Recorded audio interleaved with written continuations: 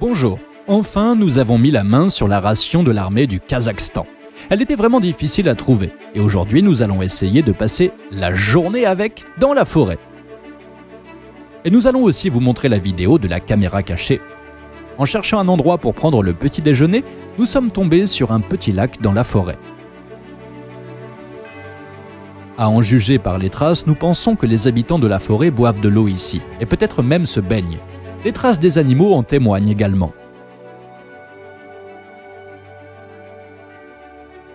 Eh bien, prenons un repas. La ration de l'armée kazakh arrive dans un emballage semi-transparent. Tous les repas sont déjà séparés dans ces petits sacs à l'intérieur. Et nous avons immédiatement pris un petit déjeuner.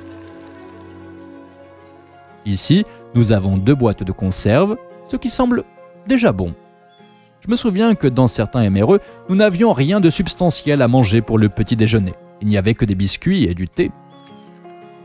Je dois dire que les biscuits kazakhs se sont avérés être extrêmement durs. On pouvait à peine en mordre un morceau avec les dents. La confiture de pommes devrait égayer la situation. Pour le petit déjeuner, nous chauffons le plat principal sur le brûleur car nous devons manger rapidement et continuer. Mais pour le prochain repas, nous avons une autre option intéressante en stock. L'eau pour le thé sera chauffée dans une grande casserole. Elle a une énorme surface de chauffe et l'eau se réchauffe beaucoup plus vite que dans la tasse.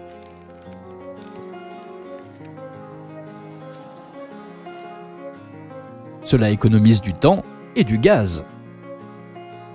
Maintenant, c'est l'heure des conserves. Et ici, nous avons du porridge de millet avec du bœuf. Bon, voyons voir. Je vois la bouillie, mais il y a très peu de viande.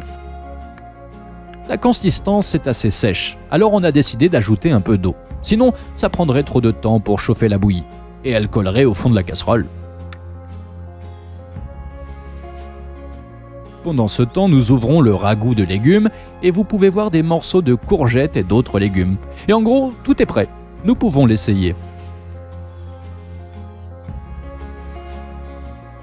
À cause du manque de viande, la bouillie n'est pas très savoureuse. Mais les légumes sont assez bons. Ces biscuits sont durs et c'est juste impossible de prendre une bouchée. Il me semble que lorsque vous êtes à court de munitions, vous pouvez les jeter sur vos ennemis avec non moins d'efficacité. C'est dommage qu'il n'y ait pas de fourchette ou de cuillère, pas de bonbons ou de chewing-gum, pas même de sel, mais de toute façon, on se sent rassasié et on part à la recherche de lieux intéressants et peut-être même de petites aventures.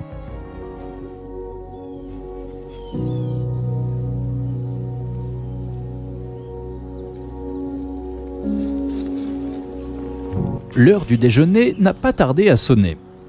Mais néanmoins, nous étions déjà assez loin dans la forêt à ce moment-là. Nous espérons que le déjeuner nous plaira davantage. Cette fois, nous avons une soupe aux choux avec du bœuf. À en juger par la photo, c'est le premier plat. Ensuite, une autre boîte de conserve et comme la dernière fois, des biscuits de roche avec du thé et du sucre. Nous ne chaufferons pas sur un réchaud à gaz, mais sur un réchaud en véritable titane.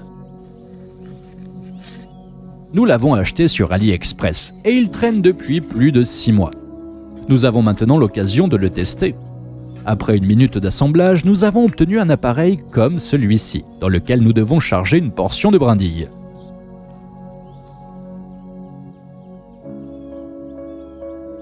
Heureusement, il y avait un arbre avec le matériel nécessaire.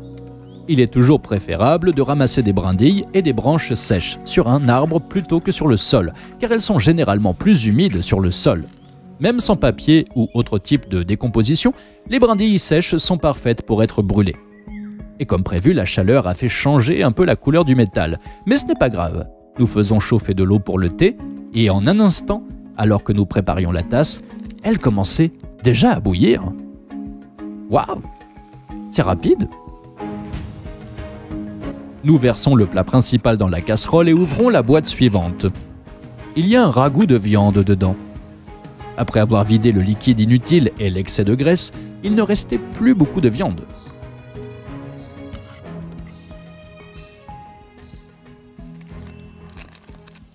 Nous en mettons un peu sur les biscuits et nous versons le reste dans le plat principal pour le réchauffer. Notre déjeuner est prêt et son aspect et son goût sont complètement différent. Grâce au ragoût, nous avons obtenu une quantité de viande plus satisfaisante dans ce repas. Et pour être honnête, tout est devenu plus délicieux. Mais vous ne croiriez pas ce que nous avons trouvé à 10 mètres du camp. C'était un vrai bois de cerf d'une sorte d'animal. Peut-être que c'était un cerf ou même un élan. Ils perdent leur bois périodiquement pour pouvoir se déplacer plus facilement dans les bois sans se faire frapper par les branches. De toute façon, ils en font repousser de nouveau par la suite. Regardez comment notre poêle a changé de couleur. Je pense que c'est encore mieux. Bon, allons-y avant que l'élan ne revienne pour ses bois.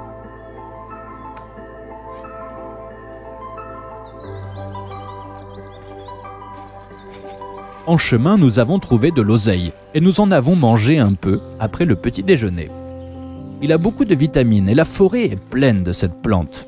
Et en général, passer du temps dans la nature, plus un peu d'activité physique sous la forme de franchir une certaine distance à pied, est très bon pour le corps. Et c'était déjà l'heure du dîner.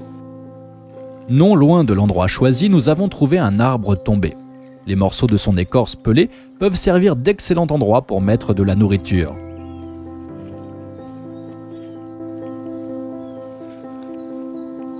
Encore une fois, les Kazakhs ont emballé des biscuits et de la confiture. Mais bon, c'est mieux que rien. Bien que les biscuits soient solides, il y en a toujours beaucoup dans le sac.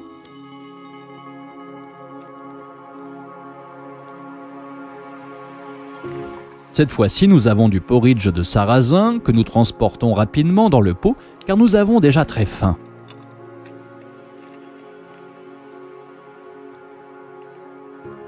Et encore une fois, c'est très sec et nous ne pouvons pas nous passer d'eau.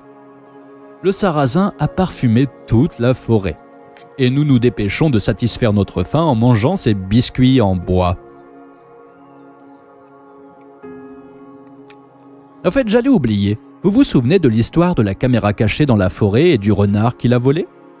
Eh bien, nous avons laissé la caméra dans un arbre pendant plusieurs fois, dans l'espoir que le renard revienne à cet endroit. Et nous lui avons même laissé quelques cadeaux, qui devraient l'attirer par l'odeur. Et pas en vain, car une nuit nous avons pu capturer quelque chose. Tu vois? C'est le renard. Il est venu prendre les friandises. Regarde, on lui a laissé des saucisses sur la bûche. Il y a un buffet entier là. Le renard a tourné et festoyé là pendant environ 1 heure.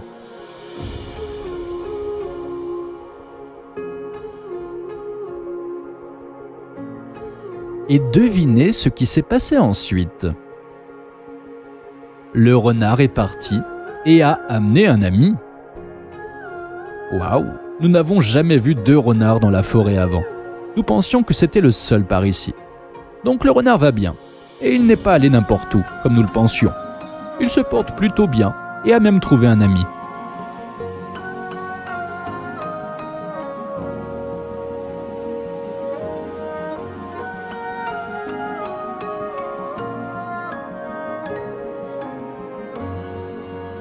Et pour en revenir à la ration, que pouvons-nous dire à la fin?